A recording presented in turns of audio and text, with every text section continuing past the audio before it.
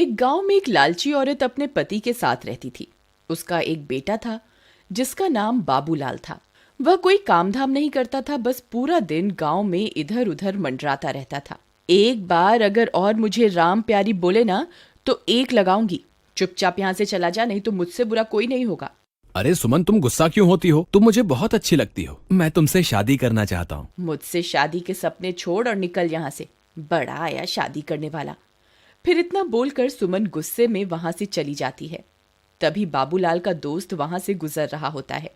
अरे बाबू भाई, ये सुमन तुमसे क्या कह रही थी? कुछ नहीं भाई, अपने प्यार का इजहार कर रही थी। लेकिन भाई उसके हाव भाव से तो कुछ और ही लग रहा था। बाबू भाई, मेरी बात मानो तो तुम इससे दूर ही रहा करो। गांव वाले बोलते हैं इस सुमन के ऊपर चुड़ैल का साया है। ये रात को अकेले वीराने में घूमती है। कुछ लोगों ने तो इसके उल्टे पैर तक देखे हैं। तुम्हें पता है ना, उल्टे पैर चुड़ैल की निशानी होते हैं। चल बेवकूफ, तेरा दिमाग खराब हो गया है जो इतनी सुंदर लड़की को चुड़ैल बोल रहा है। सुमन कोई चुड़ैल वुड़ैल नहीं है, मैं तो इसी से शादी करूंगा। फिर इतना बोलकर वह अपने घर की ओर चल देता है। माँ, अब मेरी शादी की उम्र हो गई है। मेरी किसी सुंदर सी लड़की से शादी करवा दो ना। हाँ हाँ, क्यों नहीं। अगर राजा बेटा का कोई और भी अरमान है तो वो भी बता दीजिए। आपके सारे अरमान एक साथ ही पूरे करवा देंगे। काम धाम तो कुछ करना नहीं है। तेरी उम्र के सारे लड़के कुछ ना कुछ काम कर रहे हैं और एक तू है, पूरा दिन घूमता रहता है और मुफ्त की रोटियां तोड़ता रहता है। भला तुझ जैसे लड़के को कोई अपनी लड़की क्यों देगा? पहले कोई काम धाम करके कुछ पैसे वैसे कमा के दिखाओ, फिर शादी के सपने देखना। चल भाग यहाँ से, आवारा कहीं का, तो किसी काम धाम का नहीं है। देखो ना माँ, पिताजी हमेशा मेरी बेइज्जती करते रहते हैं। किसी दिन मैं घर छोड़ के ही चला जाऊंगा। अरे नहीं नहीं बेटा, कैसी बातें कर रहे हो? ये सब तुम्हारा ही तो है। अजी आप तो रह नहीं दो। हर वक्त मेरे भोले भाले बेटे को नीचा दिखाते रहते हो। अजी हमारे पास इतनी धन दौलत है, क्या आप ये सब अपने साथ ऊपर लेके जाओगे? भला मेरे बेटे को कमाने की क्या जरूरत है? माँ, मुझे सुमन बहुत पसंद है। तुम उसके घर मेरा रिश्ता लेकर जाओ ना। ठीक है, मैं कल ही सुमन के माता पिता से तुम्हारे रिश्ते की बात करने जाऊंगी। फिर अगले दिन बाबूलाल की माँ सुमन के घर रिश्ता लेकर जाती है और उन्हें अपने पैसों का रुबाब दिखाती है। देखिए बहन जी, आप बहुत अमीर लोग हैं और हम गरीब। मेरे पास आपको देने के लिए कुछ भी नहीं है। तुम्हारी किस्मत बहुत अच्छी है जो तुम्हारी लड़की की शादी मेरे बेटे से हो रही है। बस तुम सुमन की शादी मेरे बेटे से करवा दो, मुझे तुमसे कुछ नहीं चाहिए। इतना बोलकर वह वापस अपने घर की ओर चल देती है। अगले दिन सुमन और बाबूलाल की शादी हो जाती है। बाबूलाल सुमन से शादी करके फूला नहीं समाता। रात होने पर बाबूलाल और सुमन अपने कमरे में सो रहे होते हैं। तभी सुमन उठती है और सीधा घर से बाहर निकल जाती है और जंगल की ओर चल पड़ती है। बाबूलाल के दोस्त को सुमन पर पहले से ही शक होता है, इसलिए वह उस पर पहले से ही निगरानी रखे हुए होता है। अरे ये भाभी इतनी रात गए कहाँ जा रही है? मुझे इनका पीछा करना होगा। फिर चीमा सुमन का पीछा करने लगता है। तभी चलते चलते सुमन के पैर उल्टे हो जाते हैं। अरे मर गए रे, इसके तो पैर ही उल्टे हो गए। मेरा शक सही निकला, ये तो चुड़ैल निकली। तभी देखते ही देखते सुमन चुड़ैल में बदल जाती है और गुफा के अंदर घुस जाती है। चीमा की आंखें फटी की फटी रह जाती हैं। फिर वह भी उसके पीछे पीछे गुफा के अंदर घुस जाता है। ए हैवानों के देवता, मैं आपको 9 बलि चढ़ा चुकी हूँ। बस एक बलि और चढ़ाते ही मैं सर्वशक्तिमान बन जाऊंगी। फिर मैं इन शक्तियों से पूरी दुनिया पर राज करूंगी। मुझे अभी के अभी सारी बात बाबूलाल को जाकर बतानी होगी। फिर वह सीधा भागता हुआ बाबूलाल के घर जाता है और खिड़की से उसे आवाज देता है। बाबू भाई उठो, मुझे तुम्हें बहुत जरूरी बात बतानी है, जल्दी उठो। अरे क्या हुआ भाई, इतनी रात तुम यहाँ क्या कर रहे हो? भाई मैंने तुम्हें पहले ही कहा था कि तुम्हारी बीवी चुड़ैल है, लेकिन तुमने मेरी बात का विश्वास नहीं किया था। भाई मुझे लगता है कि तुम्हारा दिमाग खराब हो गया है, जो ये बहकी बहकी बातें कर रहे हो। अच्छा तो ये बताओ कि क्या सुमन घर पे है? इतने में सुमन वहाँ आ जाती है। क्या हुआ चीमा भैया, इतनी रात गए कैसे आना हुआ? चीमा सुमन को घर पर देखकर हक्का बक्का रह जाता है। अब कुछ नहीं भाभी जी, मैं तो बस यहाँ से गुजर रहा था तो सोचा बाबू से मिलता चलूं। अच्छा अब मैं चलता हूँ। इतना बोलकर चीमा वहाँ से दुम दबा के भाग जाता है। अजी क्या हुआ, ये आपका दोस्त आपसे क्या कह रहा था? कुछ नहीं, बस ऐसी ही बेकार की बातें कर रहा था। चलो अब तुम सो जाओ, रात बहुत हो गई है। फिर सुबह होने पर वह सेठानी गुस्से से लाल हो जाती है क्योंकि सुमन अभी तक सो रही होती है। ए बहुरानी, अभी तक सो रही है क्या? घर का काम कौन करेगा? चल जल्दी उठ, मैंने काम वाली की छुट्टी कर दी है। आज से घर का सारा काम तुझे ही करना है। फिर सेठानी के जोर जोर से चिल्लाने की वजह से सुमन की नींद खुल जाती है और वह गुस्से से लाल हो जाती है। रुक बुढ़िया, तुझे मैं अभी बताती हूँ। फिर सुमन गुस्से में बाहर आती है। ए बुढ़िया, क्यों शोर मचा रही है सुबह सुबह? मेरी सारी नींद ही खराब कर दी। अरे दैया, इसकी हिम्मत तो देखो, मुझे बुढ़िया बुला रही है। ए, तेरी इतनी हिम्मत, मुझे बुढ़िया बोलेगी? चुपचाप घर का ये सारा काम निपटा दे। तेरे माँ बाप ने वैसे भी दहेज में फूटी कौड़ी भी नहीं दी है। मैं कोई काम वाम नहीं करने वाली, जो करना है कर लो। तेरी इतनी हिम्मत मुझे मना करेगी? रुक, तुझे अभी बताती हूँ। अरे मर गई रे, ये क्या हो गया?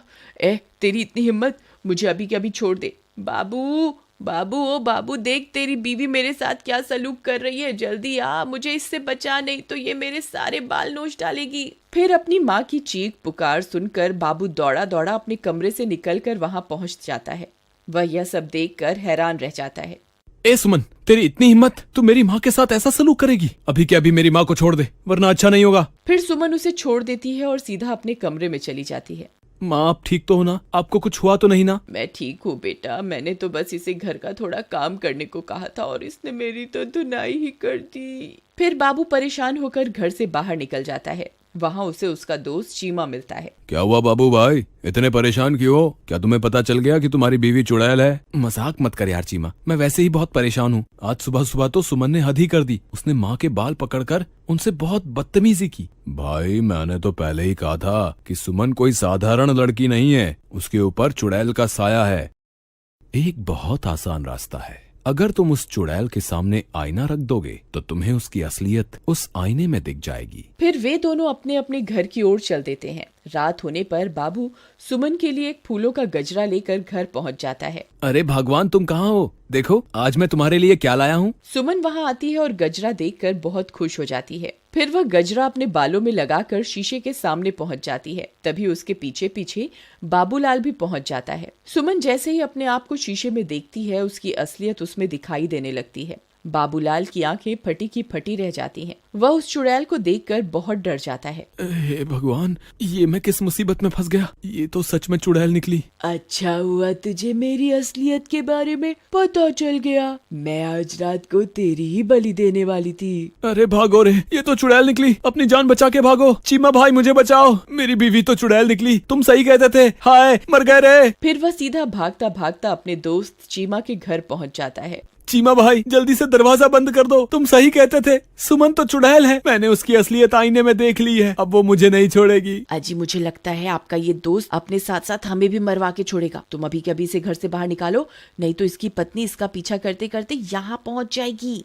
तभी जोर जोर से दरवाजा खटखटाने की आवाजें आने लगती हैं। वे सब लोग डर जाते हैं। अरे दैया रे दैया, लगता है इसकी पत्नी इसका पीछा करते करते यहाँ पहुँच गई।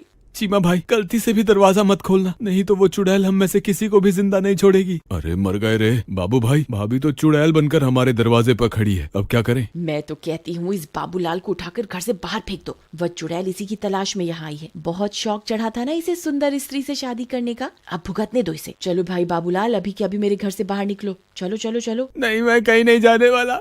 मैं अकेला नहीं मरूंगा। अगर तुमने मेरा साथ नहीं दिया तो मैं तुम्हें भी अपने साथ लेकर मरूंगा। अरे दैया, ये तो अपने साथ हमें भी मरवा के छोड़ेगा। अजी, आप ही कुछ कीजिए ना। बाबू भाई, मेरे घर में छोटे छोटे बच्चे भी हैं। अगर ये चुड़ैल इस घर में घुस गई तो हमारे साथ हमारे बच्चों को भी नहीं छोड़ेगी। कृपा करके तुम इस घर से निकल जाओ। ठीक है दोस्त, मैं अपनी वजह से तुम्हारे मासूम बच्चों की जान खतरे में नहीं डाल सकता। मैं अभी के अभी इस घर से चला जाता हूँ। शुक्र है भगवान का, इस आफत से जान तो छूटी। रुको मेरे दोस्त, अगर मरना ही है तो मैं भी तुम्हारे साथ मरूंगा। राधा, तुम अंदर बच्चों के पास चली जाओ। मैं अपने दोस्त को यूं अकेला नहीं छोड़ सकता। मुझे अपनी दोस्ती निभानी होगी। अजी, आप पागल हो गए हैं क्या? वह चुड़ैल एक ही बार में आपकी जान ले लेगी। आप इसकी वजह से खुद को मौत के मुंह में क्यों धकेल रहे हैं? अगर मैंने आज अपने दोस्त का साथ नहीं दिया तो ये दुनिया कभी भी किसी की दोस्ती पर एतबार नहीं करेगी। अगर अपनी दोस्ती साबित करने के लिए अपनी जान भी देनी पड़ी तो मैं दे दूंगा। चलो बाबू भाई, मैं भी तुम्हारे साथ चलूंगा। चीमा भाई, मुझे तुम्हारी दोस्ती पर कोई शक नहीं है, लेकिन तुम मेरी वजह से अपनी जान मत दो। हम दोनों मिलकर भी इस चुड़ैल का सामना नहीं कर पाएंगे। हमारा मरना तय है। तुमने सही कहा, हम दोनों इसका मुकाबला नहीं कर पाएंगे, लेकिन मैं किसी को जानता हूँ जिसके सामने ये चुड़ैल पल भर के लिए भी नहीं टिक पाएगी। तभी चीमा भागकर घर में बने मंदिर की ओर जाता है। हे महाबली हनुमान, हम आपके बिना इस चुड़ैल का सामना नहीं कर सकते। आज फिर से एक बार बुराई को हराने के लिए हमें आपकी जरूरत है। कृपा करके हमारे साथ चलिए महाबली। चलो भाई, अब इस चुड़ैल को सबक सिखाने का वक्त आ गया है। अरे वाह वाह। हम 2 नहीं हैं चुड़ैल, हम 3 हैं। बोलो महाबली हनुमान की जय, सियापति रामचंद्र भगवान की जय, पवन सुत हनुमान की जय। अरे अरे मर गई रे, ये तूने क्या कर दिया। हे भगवान मुझे क्षमा कर दो, मुझसे बहुत बड़ी गलती हो गई।